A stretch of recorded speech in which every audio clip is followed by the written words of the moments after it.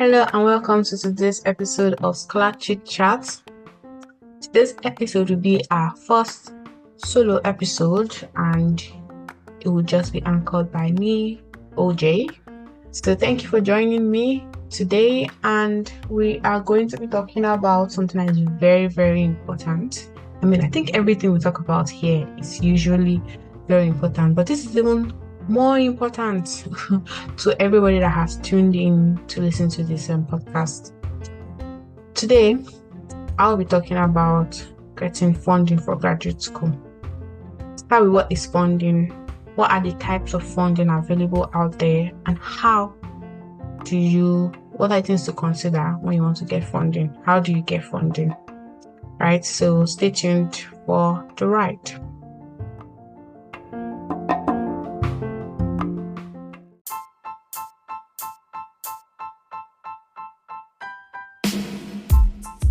Hello everyone, I'm Chidima. And I'm Ojay. You can call me OJ. Welcome to Scholar Chitchats. We're your hosts on this exciting journey. That's right. Scholar Chitchats is not just a podcast, it's a conversation. A talk show crafted to bring you a fresh, honest, and comprehensive perspective on academic scholarships, professional life, and the unique experiences of life in the diaspora or as an international student. And we are not just talking theory, we're sharing insights from our own lived experiences because we've been there, navigating academia, chasing scholarships, and building our professional lives in a foreign land. So a big thank you for joining us today. It's fantastic to have you on board.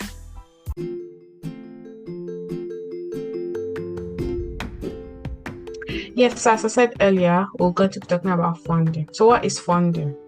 I don't think anybody doesn't know what funding is, right? You would need money. You need money to go to do anything you're doing in life, basically. And graduate school is very, very expensive. So if graduate school is an endeavor that you're looking to undertake, money is a huge, huge factor in applying to graduate school. Huge factor. I think for a lot of times, those of us from developing countries appreciate how expensive graduate school is. Like, we know how expensive graduate school is. But the issue is that we even fail to realize that even for citizens of developed countries, graduate school is expensive. There are very few people who can actually afford to pay out of pocket. In most developed countries, they have like this system of loans. So the government kind of loans you money. You take a loan to go to school. So the government is paying you some money for your school fees and your stipend, or your living allowance. And then when you're done with school, you get a job, you automatically start paying the government back. So they automatically start withdrawing money back from your salary. So that is how it's set up in developed countries. So even there, it's not, and this is just for an undergraduate degree, not for a graduate degree, which is understandably more expensive than a bachelor's degree, because you are supposed to be learning advanced stuff. So yeah, it's expensive anywhere. So that's just the truth. It's expensive to anybody. Graduate school is expensive, period. That's just it. It's expensive, period. So I don't think anybody expects. Okay, fair. Yeah, fair. I think I should put a disclaimer out there that there are countries where you can get where free education is a thing. I think especially in Europe, a lot of European countries are free. So you don't even have to be thinking about funding. So they're free, and I know some of them have been free for international students. Even it doesn't matter, as long as you're coming to study, you get to go there for free. And I think places like that are Germany, and then Scandinavian countries like Finland, Sweden, Hungary, maybe. But I think you have to really check, because I know some of these countries have started removing the provision of a free education for immigrants, which is understandable given the immigration hike everywhere. So probably feeling the pressure. It's not fair, but as I said, it's understandable. I'm not saying it's excusable. It's not something that should be done.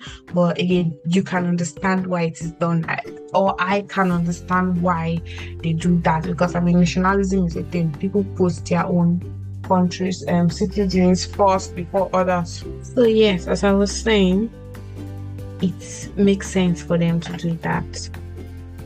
But nevertheless, as I said, there are definitely countries where you can get graduates, where you can attend graduate school for free. It's there, but so that you not just have high hopes and say, oh, but she misled us. Let me give you the caveat. A lot of these countries are quite difficult to even get into. So first of all, there's a language barrier. So countries like Germany, for instance, you have to be able to speak German because German is their official language, which I mean for a lot of English, not a lot of countries speak German. But I know for Germany for sure because I considered it. Who more like Britain? So for Germany, for instance, as a Nigerian, I knew that first of all there was the hindrance of getting even a date for the visa appointment because you need to get a visa appointment to even get your leg in, right? Also, there are school application processes. I had to get my documents notarized, so made official, and then sent to Germany. So that was another complication, which is more money, right? In getting the visa appointment, there was an obstacle which can be surmounted. I think if you have a first class, so I did have a first class, so that was surmountable by me. But there was also the final major obstacle for Germany that I know of, and I think it's still the same now. A blocked account. So you have to have money, which is living expense for up to a year. By the time, I think it was 1,000 plus euros, right? It was 1,000 plus euros. So there was no way in my wildest dreams I was going to get that money. So that was a major reason why Germany was put on hold. So all the other countries as well will have their kind of I should say that again, as I said, for Germany, you had to have that living fees. So which means that they are not being paid. It's not a stipend. You just get to go there for free. Probably can get a job, although I know that because there's the language barrier, you have to learn German, which you can actually start doing from Nigeria. It's not the easiest. It's not the easiest fit. I mean, relocating to England or the US is hard, or even Australia, because it's hard because it's just not your country. People don't look like you. They don't eat what you eat. They have accents that you don't recognize and you don't understand seamlessly. Those are challenges. But then adding it to moving into a country where they don't speak your primary language, not your primary language, but like your primary language, the primary other language, I'll say, because I feel like they'll have other native languages that they know first, and then they know English on top of that as a second language. Some people, English is not even the second one.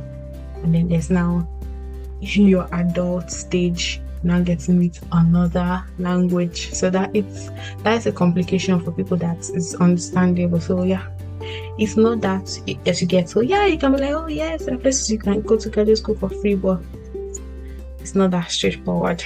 That's basic.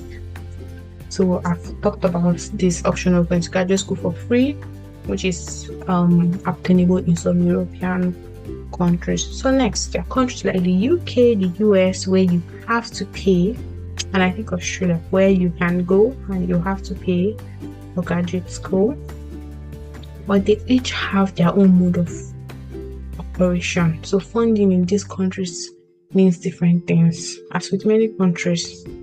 So you have to first narrow down your mind. Where do I actually want to go? Where are we talking about funding? Where do I want to school? Where do I want to go for graduate school? That's like a very basic, very important question that you have to get out of the way. If you want to go, as I said, to all the Scandinavian countries, you know that your issue is completely different from what I'm talking about. But let's assume you want to say, yeah, I'm going to the US. So in the US, you can go for graduate studies, is usually either a master's or a PhD. In the US, if you are going for a PhD, most programs, I would say most programs, because I don't believe it's all, either become a graduate teaching assistant or a research assistant, a graduate research assistant. And that is essentially you working for the school. So you can maybe say research assistant, you perform experiments and get paid. I've heard that for some people, those experiments can be a part of even their PhD.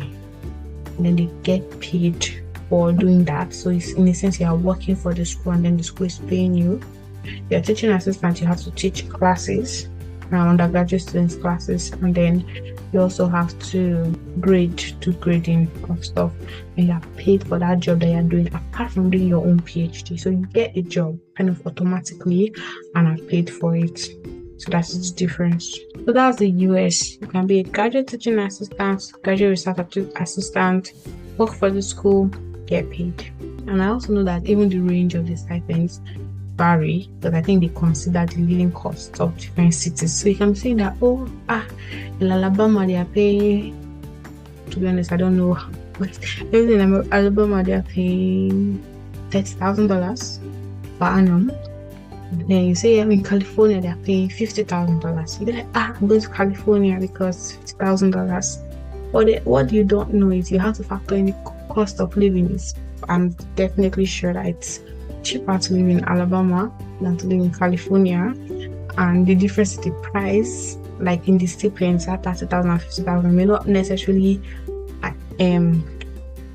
translate to you having freed up money. It doesn't mean that. So you have to check that. So you have to understand that the dynamics of like what actual money, the value of money is in different places. But that countries like Australia, I think China, Sweden, South Korea, and the UK, they operate the system where the government pays you just for being a student, which is pretty cool. I must admit, it's quite cool. So, but again, most of them, because of this attachment, they are less available. Like they're not as available, and they're highly competitive because of the few slots. Again, that's very, very understandable. I'm not going to say the US ones aren't competitive. They are extremely competitive because a lot of US citizens don't get in, right? Extremely competitive as well to get into graduate schooling. Yes, but I would say it's more direct. Let me say easy, more direct, because if you do get the chances are really high that if you do get admission, you will get funding in the US. But all these other countries I've mentioned, apart from the US, you could get admission and it comes zero money. They're happy to give you admission if you have funding from the country, personal pocket, whatever you want to do. Just come and do your master's, right, or your PhD, as the case may be. Just come, you get admission. But in the US, I know most times you come to funding. A lot of schools won't even give you admission if there's no money for you. That's what I'm aware of. But now let's talk about these other countries where money is not a fixed, and then you have to kind of hustle for money, as it were. So this most of the times their governments as part of multilateral, bilateral agreements, or just because they want to boost their educational reputation. Maybe they also have scholarships for international students and pay them. So you are just paid generally. Your school fees is paid. For some of them, your flight is paid, and you get to come to the country, study really hard, pass, and then just receive a monthly stipend. Most times the monthly stipends are essentially the minimum wage of the country. So enough for you to live. Ideally, as a single person, you are able to live and do all what you have to do. Again, I know that as with every country, there's variations in like locations. So for instance, I'm in the UK and I can use that as an example. If they pay you the same money and somebody lives in London and somebody lives in Scotland and someone lives in Newcastle, for instance, the value of that money, again, which comes to cost of living, is something very important when you actually consider funding. You have to really consider the cost of living of places, so you know what the actual value of the money is. Right? I lived in London for my master's, and I know that. I was hearing like I was paying rent that was double the cost of what people in other parts of the UK was paying. That in turn affected my disposable income, like how much I could save, how much I could spend on other things. I did not know, because to be fair, they even increased the London thing by like £200, but the price in the rent, only rent, was not even commensurate. So it didn't even cover the extra I had to pay for rent, not to talk of how things were a bit more expensive. Transportation was more expensive in London and other places. So this is just the UK, I'm using as an example. But anyway, I just digress. The core thing, the government pays you. They pay you for you to come there and study, and you don't have to work to get any of that money. Although you do have to study and get good grades to continue to get the money. So and as well schools, at least I know in the UK, schools also give some form of scholarships. Some give some little discounts, which to me, like the school fees could be 24,000, and they will say they will take 4,000, you pay 20,000 pounds. Like, where do I want to get 20,000 pounds from? So there was that one as well. But there was also schools give you like free tuition fees, so no tuition, and then you still have to cover your living expenses somehow, some way. There's that. And other organizations also fund, apart from the government, other organizations fund. Because I know there's the Mo Ibrahim Scholarship for business school, and just like that, if you look, you would find, to be honest, I think most of finding funding is like really searching. You have to search. Schools always put them on their portal, but as well, you have to like follow the right pages that always advertise when scholarships are coming on. Scholarships are the funding, so you can get graduate school without a scholarship like that funds you. And then before I wrap up, we'll talk about like the kinds of scholarships that you can get. So the kinds of scholarships you can get. So you can get a fully funded scholarship which pays for everything. So for the Commonwealth Scholarship, for instance, and I think even the chairman, it pays for things such as your visa application, the test you have to do to travel. So you have to do like a TB test as a Nigerian, and I think in some African countries covers that. It covers your flight, all your living allowance in the country, your fees. Some even give you like some one-off payment for your research, and then your flight back home to your country after you're done. It's like a full, but essentially what you have to do is pack your bags, whatever bags you have, and go. And even for Commonwealth, they gave us a warm clothing allowance when we first arrived, which was for you to buy your jackets and like winter stuff. So that was like a really comprehensive package, really comprehensive package. So that's like the most comprehensive package that there is to find.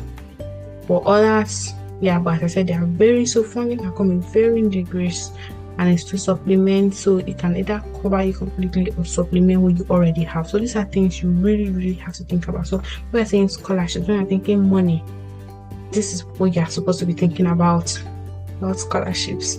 Where do I want to go? How do they operate in that country? When do you have to apply? Because I know most times you always have to apply a year before. There's a process to it, right? You apply a year before you want to go to graduate school. So if you're applying, so now just know that if you want to go to school this year, 2024, it's not possible to get a scholarship. Most applications still be open, but you can't get the money. Can't get any funding to go to school this year. But if you're planning to go to school in 2025, start putting yourself together now. That's it. Because by December, you should have finished any application you want to do. Then you're getting feedback early in the year, and then you apply to your visa middle of the year. Then you can travel last quarter of the year. So that's it. So for me, if there's one thing you should live with is, if you want to get a scholarship, you have to ask yourself certain questions. And I hope I've been able to walk you through. How much do I need? What kind of scholarships should I look out for? What countries do I want to go for? Which will determine what kind of scholarships you can get. And then, when do I want to go? If you want to go next year, because it's not possible to go this year again. So, as always, I hope that this was an impactful couple of minutes, and it wasn't boring listening to just me talk. So if you have your questions, you can drop them. If you're listening via Spotify, you can drop them, or you can send us an email on scholarchitchats.com, and we will do our best to address it, or even send you an email privately. So till we see next time. Bye.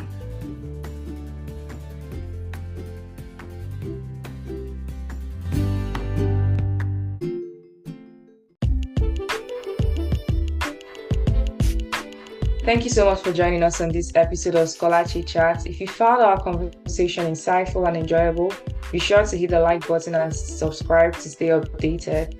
We've got a lot more in store and we don't want you to miss out. We are always diving into topics like this: academics, scholarship, professional life, and the international student experience.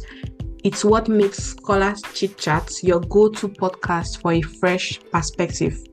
Also, don't keep all this wisdom to yourself. Share this episode with your friends and family who could benefit from it. We are building a community of learners and would love for you to be a part of it.